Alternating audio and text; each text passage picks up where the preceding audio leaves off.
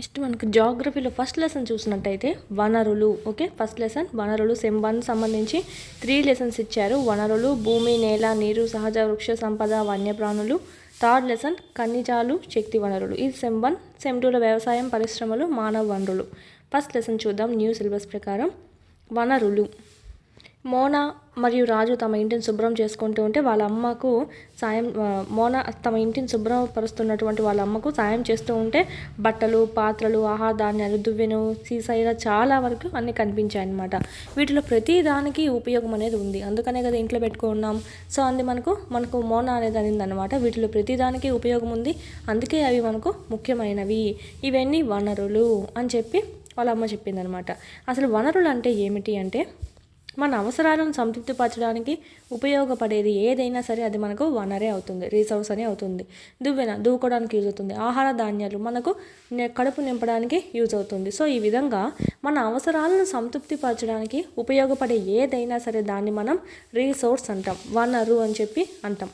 మన చుట్టూ పరిశీలిస్తే ఎన్నో ఉన్నాయండి. తాగే నీరు అయితేనేమి, ఇంట్లో వాడేటువంటి విద్యుత్తు, పాఠశాల నుంచి ఇంటికి చేరుకోవడానికి ఉపయోగించేటువంటి రిక్షాస్, ఏవైనా సరే ప్రతి వస్తువు మనకు ఉపయోగం అనేది పడుతూ ఉంది. మా పాఠ్య పుస్తకము, సో ఇవి కూడా మనకు ఒక వనరుగానే చెప్పచ్చు. మనకి ఏదైతే ఉపయోగపడుతుందో, మన అవసరాలు ఏదైతే తీరుస్తుందో దాన్ని మనం వనరుగా భావిస్తామన్నమాట. అసలు ఎందుకని మనం దీన్ని వనరు అంటున్నాము? అసలు మనకు నీరు కానీ, విద్యుత్ కానీ, రిక్షా, కూరగాయలు, టెక్స్ట్ బుక్, వీటన్నిటినీ మనం ఒక వనరుగా అనడానికి కారణం ఏంటంటే అది మనకు ఉపయోగపడుతుంది కాబట్టి, అంటే దానివల్ల మనకు ప్రయోజనం ఉంది కాబట్టి వాటిని మనము ఉపయోగించుకుంటున్నాం. అందుకే వాటిని మనము వనరు అని చెప్పి పిలుస్తున్నాం. దానికి గల ప్రయోజనమే ఒక వస్తువును లేదా పదార్థాన్ని వనరుగా మారుస్తుంది. దేనివల్లైనా మనకు ఉపయోగం ఉందంటే కనుక, దానివల్ల మనకు ప్రయోజనం ఉంటే కనుక అది మనం మన ఇంట్లో పెట్టుకుంటాం లేదా మనకు యూజ్ చేసుకుంటాం. అలాంటి వాటిని మనం వనరు అని చెప్పి అంటామండి. ఏం పెద్ద ఇంపార్టెంట్, జస్ట్ చూసుకుంటే సరిపోతుంది. ఏదైనా ఒక వస్తువు వనరుగా ఎలా మారుతుంది అంటే, ఓకే, ఏదైనా వస్తువు అది వనరుగా మారాలంటే ఏమి ఉండాలి? దానికి ప్రయోజన విలువ ఉండాలి, అంటే అది మనకు యూజ్ అవ్వాలి. అప్పుడు మాత్రమే దానికి మనం విలువ ఇస్తామన్నమాట. అప్పుడు దాన్ని మనం వనరుగా భావించి మనతో పెట్టుకుంటాం. వాటికి విలువ ఉన్నప్పుడు మాత్రమే వస్తువులు వనరుగా అవుతాయి. ఓకేనా అని చెప్పిందనమాట. వస్తువులకు గల ఉపయోగం లేదా ప్రయోజనం వల్ల దానికి విలువ అనేది రావడం జరుగుతుంది. వనరులన్నిటికీ విలువ ఉంటుందని చెప్పింది అమ్మ. ఓకే, ప్రతి వనరుకి విలువ అనేది ఉంటుందండి.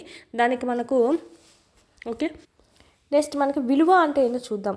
వినియోగ అర్హత కలిగి ఉండడము, వినియోగించుకునేటువంటి మనకు ఉపయోగపడేటువంటి అర్హత కలిగి ఉంటే దాన్ని మనం విలువ అంటాం. కొన్ని వనరులు ఆర్థిక విలువను కలిగి ఉంటాయి, కొన్ని అయితే అలా కాదు. ఉదాహరణకు చూసినట్టయితే లోహాలు, ఓకే, ఆర్థిక విలువ కలిగి ఉండవచ్చు. అందమైన ప్రకృతి దృశ్యం కలిగి ఉండకపోవచ్చు, అయినప్పటికీ అది మనకు ముఖ్యమే. ఓకే, విలువ అనేది ఇస్తాం, మనకు అది ప్రయోజనమే. ఇక్కడ మనకు లోహాలకి ఆర్థిక విలువ ఉంటుందని, కానీ ప్రకృతికి మనం ఏమైనా ఆర్థిక విలువ చేయగలుగుతామా? లేదు, లెక్కించలేం కదా. కానీ మనకు రెండు ముఖ్యమైనవి. ఇలాగ మనకి ఆర్థిక విలువలో లెక్కించవచ్చు, ఆర్థిక విలువలో లెక్క చేయలేము. అలాంటివన్నీ మనకు రెండు ముఖ్యమైనవే అవుతాయి. అవి మనకు మానవ అవసరాలను తీర్చడం అనేది జరుగుతుంది. సో ఇక్కడ మనం చూసుకుంటే విలువ గురించి చూసుకున్నాము, వనరు గురించి చూసుకున్నాము. జస్ట్ చూసుకుంటే సరిపోతుంది డెఫినేషను. మన అవసరాలను సంతృప్తిపరచడానికి ఉపయోగపడేది ఏదైనా మనము వనరు అని చెప్తాము. విలువ అంటే ఏంటంటే వినియోగ అర్హత కలిగి ఉండేది. ఓకే, ఇంతవరకు చూసుకోవాలి. నెక్స్ట్ మనకు పేటెంట్ ఇంపార్టెంట్ చూసుకోవాలి. పేటెంట్ అంటే ఏంటంటే ఏదైనా ఒక నూతన ఆలోచన లేదా ఆవిష్కరణ పైన ప్రత్యేక హక్కు. సపోజ్ ఏదైనా ఒకటి పరికరం అనేది కంప్యూటర్ ఇన్వెంటర్ చేశారు. ఓకే, ఆ ఐడియా ఎవరిది? కంప్యూటర్ తయారు చేసిన వాళ్ళది. అదే మనకు కొంతమంది ఏం చేస్తారు, నేను తయారు చేశాను అని చెప్పి వాళ్ళు పేరు చెప్పుకుంటూ ఉంటారు. సో అలా కాకుండా ఉండాలంటే కన్నా అది ఎవరు తయారు చేశారో ఒరిజినల్గా వాళ్ళ నూతన ఆలోచన వల్లే కదా అది ఆవిష్కరణ అనేది అయింది. సో ఆ హక్కు ఎవరుకుంటుంది? ఆ పేరు వచ్చేటువంటి హక్కు తయారు చేశారని మెయిన్ ఎవరైతే తయారు చేశారో వాళ్ళకే ఉంటుంది. దాన్నే మనం ఏమంటామంటే పేటెంట్ అని చెప్పి అంటాం. PATENT. ఓకే, పేటెంట్ ఏదైనా ఒక నూతన ఆలోచన లేదా ఆవిష్కరణ పైన ప్రత్యేక హక్కు అనమాట. ఓకే, ఇది మనకు సంబంధించి చూద్దాం. సమయాన్ని బట్టి కొన్ని వనరులు ఆర్థికంగా విలువైనవిగా మారవచ్చు అనమాట. సపోజ్ చూసినట్టయితే మన ఇంట్లో మన నాయనమ్మ చేసేటువంటి ఇంటి చిట్కాలతో వైద్యం చేస్తారు కదా. సో వాటికి వాణిజ్య విలువ ప్రస్తుతం ఉండకపోవచ్చు. అదే ఎక్కువ మందికి యూజ్ చేయడం ద్వారా అది కానీ తగ్గిందనుకోండి, చాలా మందికి అది తగ్గిందనుకోండి, ఓకే, జలుబుకి ఏమన్నా మనము వైద్య చిట్కా ఇంట్లోనే చేసాము, దానికి బాగా తగ్గింది అనుకోండి, రేపు అది బాగా ఫేమస్ అయ్యేసి పేటెంట్ హక్కు అనేది ఉంటుంది. ఓకే, ఆ పేటెంట్ కనుక చేసామంటే కనుక అలాగన దాన్ని అమ్మామంటే కదా దానికి ఆర్థికంగా లాభం అనేది వస్తుంది కదా, ఆర్థిక విలువ అనేది పెంచినట్టే కదా. సో అట్లా సమయాన్ని బట్టి కొన్ని వనరులు అనేటివి ఆర్థికంగా విలువైనవా మారచ్చు అనమాట. జస్ట్ ఎగ్జాంపుల్ అర్థం అవడానికి మనం చూసుకోవాలి. ఓకే, ఈ కొత్త టెక్స్ట్ బుక్స్ అన్నీ ఇలానే ఉన్నాయండి. మనకి ఎక్కువగా మ్యాటర్ అనేది ఎక్కువ ఉంటుంది అర్థం అవ్వడానికి. బిట్ల టైప్ అనేది చాలా వరకు తక్కువ, అంటే ఈ కింది వాటిలో సరైనది ఏది సరికాంది ఏది అలాంటిలోనే వస్తాయి ఎక్కువ. సమయం, సాంకేతికత అనేవి వస్తువులని వనరులుగా మార్చగల రెండు ముఖ్యమైన అంశాలు.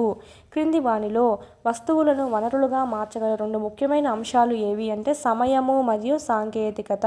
ఓకే, సమయము ఇప్పుడే చెప్పుకున్నాం, దాని టైం బట్టి మనకు ఆ టైంలో సర్టైన్ టైంలో మనకు సర్టైన్ వస్తువులు అనేటివి అవసరమవుతాయి. సో ఆ సమయంలో దానికి ఆ వస్తువులకి విలువ అనేది ఎక్కువగా ఉంటుంది.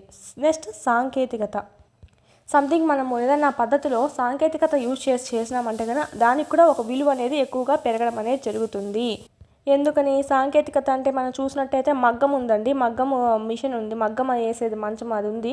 ముందుగా మనకు మగ్గం వేసేది చేత్తో వేసేది ఉంది. తర్వాత టెక్నాలజీ వచ్చిన తర్వాత మిషన్ వచ్చింది. మిషన్ రావడం వల్ల ఏమైంది, అది కూడా వనరుగా మారి, అంటే టెక్నాలజీ యూజ్ చేసుకోవడం వల్ల అది వనరుగా మారి మనకు ఎక్కువగా లాభాలు తెచ్చిపెట్టడం అనేది జరిగింది. సో దాన్నే మనం సాంకేతికత అంటాము, టెక్నాలజీ. సో ఈ విధంగా మనకు సమయము మరియు సాంకేతికత అనేవి వస్తువులను వనరులుగా మార్చడానికి రెండు ముఖ్యమైన అంశాలుగా చెప్పుకోవచ్చు. సాంకేతికత అంటే ఏంటి, టెక్నాలజీ. ఇది పనులు చేయడం లేదా వస్తువు తయారు చేయడంలో ఉపయోగపడే నూతన జ్ఞానం లేదా నూతన నైపుణ్యంగా చెప్పచ్చు. ఇప్పుడు చేనేత వస్త్రాలు చూసినట్టయితే పూర్వం చేత్తో నేసేవాళ్ళు అనమాట, మిషన్ అది మనకు మంచంలాగా ఉంటుంది కదా, సో దాన్ని నేసేవాళ్ళు. వీటికి సంబంధించినటువంటి ఫుల్ క్లాసెస్ అన్నీ మీకు యాప్లో అందుబాటులో ఉన్నాయి. 3rd నుంచి 10th వరకు లెసన్ వైజ్ వీడియోస్ ప్లస్ పీడిఎఫ్స్తో సహా మీకు 500 రూపీస్కే మీరు ఇక్కడ పర్చేస్ అనేది చేసుకోవచ్చు. 3, 4, 5 ఈవీఎస్ అంతా మనకు యూట్యూబ్లో ఉండేది ఓల్డ్ కాబట్టి ఓల్డ్ డిస్ట్రిక్ట్స్ ప్రకారం ఉంది. సో ఇక్కడ మనకు న్యూ సిలబస్ న్యూ డిస్ట్రిక్ట్స్ ప్రకారం మీకు ఇక్కడ అప్డేట్ చేయడం జరిగింది. అదేవిధంగా 7th తెలుగు సంబంధించి మొత్తం కంప్లీట్ అయింది. 8th సంబంధించి కూడా మీకు యాప్లో అందుబాటులో ఉంది. 8th జాగ్రఫీ సంబంధించి, అదేవిధంగా మ్యాథమెటిక్స్ సంబంధించి అయితే మోస్ట్ ఇంపార్టెంట్. 9th మ్యాథ్స్కి సంబంధించి కూడా మీకు ఇక్కడ ఆల్ క్లాసెస్ అన్నీ సెమ్ 1 సెమ్ 2 కూడా మీకు అప్లోడ్ చేయడం అనేది జరిగింది. ఈ విధంగా 3rd నుంచి 10th వరకు 3rd to 8th మొత్తం ఉంటాయి. 9th 10th లింక్డ్ టాపిక్స్ అనేటివి మీకు అప్లోడ్ చేయడం జరిగింది. చూడండి, చాలా యూస్ఫుల్ అవుతుంది. పీడిఎఫ్స్ అనేటివి కూడా ఇక్కడ మీరు డౌన్లోడ్ చేసుకోవచ్చు. కంటెంట్ పీడిఎఫ్స్ మీరు మళ్ళీ టెక్స్ట్ బుక్ చదవాల్సిన అవసరం లేకుండా ఇక్కడే మీకు పీడిఎఫ్స్ కూడా డౌన్లోడ్ చేసుకుంటే మళ్ళీ టెక్స్ట్ బుక్ చదవాల్సిన అవసరం లేకుండా ఆడే మీకు క్విక్ రివిజన్ అనేది అయిపోతుంది. మీరు జిరాక్స్ కూడా చేసుకోవచ్చు. మీరు ఇక్కడ వీడియోస్ అనేటివి డైలీ వింటూ ఉండండి. క్లాస్ వైజ్ లెసన్ వైజ్ ఉన్నాయి. అదేవిధంగా class wise lesson wise exams కూడా ఉన్నాయన్నమాట, ఆల్ సబ్జెక్ట్స్ సంబంధించి. ఇక్కడ కూడా మీకు క్లాస్ వైజ్ లెసన్ వైజ్ ఉంటాయి. సో వీడియోస్ వినడము, వీడికి వచ్చి ఎగ్జామ్స్ రాసుకోవడం కానీ చేసినట్టయితే ఈజీగా మీరు స్కోర్ అనేది 120 పైన అనేది చెయ్యొచ్చు. 3rd to 8th సంబంధించి లెసన్ వైజ్ ఉంటాయి. 9th 10th ఓకే, సైకాలజీ, విద్యా దృక్పథాలు, మెథడాలజీ, జీకే, కరెంట్ అఫైర్స్, ఈ విధంగా ఆల్ సబ్జెక్ట్స్ అనేటివి లెసన్ వైజ్ టెస్టులు కూడా మీకు అందుబాటులో ఉన్నాయి 499 కోర్స్లో. నెక్స్ట్ సైకాలజీ సంబంధించి అకాడమీ టెక్స్ట్ బుక్ సంబంధించి ఒక వీడియోస్ ప్లస్ పీడిఎఫ్స్, టెస్ట్లు మరియు బిట్స్ యొక్క ఎక్స్ప్లెనేషన్ అంతా మీకు ఇక్కడ వీడియోస్ రూపంలో మీకు అంతా ఇక్కడ అవైలబిలిటీలో ఉంది. పీడిఎఫ్ కూడా మీరు డౌన్లోడ్ చేసుకొని జిరాక్స్ చేసుకోవచ్చు. బుక్ దొరకపోయినా పర్లేదు, ఈ పీడిఎఫ్ అనేది మీకు డౌన్లోడ్ చేసుకొని జిరాక్స్ చేయించుకుని అది చదువుకున్నా కూడా మీకు సరిపోతుందండి, సేమ్ బుక్. దీని నుంచే మనకు టెట్లో సంబంధించి అయితే 25+ బిట్స్ అనేటివి వచ్చాయన్నమాట అవుట్ ఆఫ్ 30 ఎవ్రీ సెషన్లో. సో సైకాలజీ సంబంధించి మాత్రం ఈ బుక్ను మాత్రం మిస్ చేయొద్దండి, కేవలం 99 రూపీస్కే ఉంది.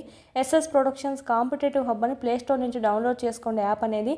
ఆ యాప్లో మీకు ఇక్కడ ఈ 3 కోర్సెస్ అనేటివి మీకు కనిపిస్తాయి. సో పర్చేజ్ చేసుకొని చాలా యూస్ఫుల్ అవుతుంది. డిఎస్సికి ప్రిపేర్ అయ్యే వాళ్ళ దగ్గర కంపల్సరీ ఉండాల్సిన కోర్స్ ఏదైనా ఉందంటే ఈ టెక్స్ట్ బుక్ సంబంధించి వీడియోస్ ప్లస్ టెస్ట్ సిరీస్ సంబంధించి. ఓకే, ఇదైతే మీకు మొత్తం టెస్ట్ సిరీస్ అనమాట. ఇదైతే మొత్తం మీకు వీడియో క్లాసెస్ అనేటివి కంటెంట్ సంబంధించి ఉంటాయి, ప్లస్ పీడిఎఫ్స్ అనేటివి ఉంటాయి. డౌన్లోడ్ చేసుకొని జిరాక్స్ కూడా చేసుకోవచ్చు. వీటి లింకులన్నీ మీకు కింద డిస్క్రిప్షన్లో ఇవ్వడం జరిగింది, చూడండి, క్లాసెస్ అనేది వినండి.